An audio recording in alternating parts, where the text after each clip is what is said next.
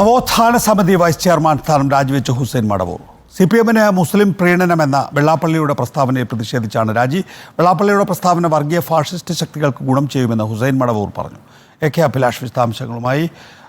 ഹുസൈൻ മടവൂർ അല്പം മുമ്പാണ് നമ്മളോട് സംസാരിച്ചത്. അദ്ദേഹം വെള്ളാപ്പള്ളിക്ക് എതിരായ നിലപാടെടുക്കുകയും ചെയ്തു. ഇപ്പോൾ രാജി എപ്പോഴാണ് നൽകുന്നത്?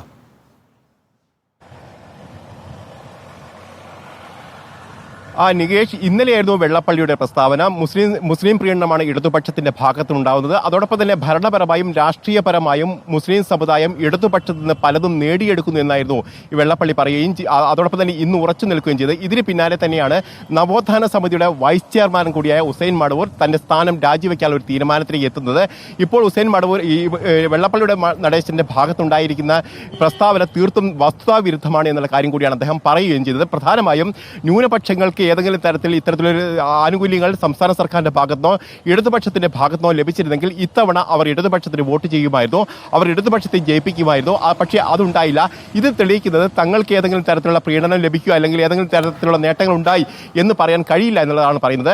അതോടൊപ്പം തന്നെ ഈഴവർക്ക് ഏതെങ്കിലും തരത്തിൽ നേട്ടങ്ങൾ ലഭിച്ചിട്ടില്ല എങ്കിൽ, വിദ്യാഭ്യാസപരമായ ഏതെങ്കിലും നേട്ടങ്ങൾ ലഭിച്ചിട്ടില്ല എങ്കിൽ ഒന്നിച്ച് നിന്ന് പോരാടുകയാണ് വേണ്ടത് എന്നാണ് ഹുസൈൻ മടവൂർ പറയുന്നത്.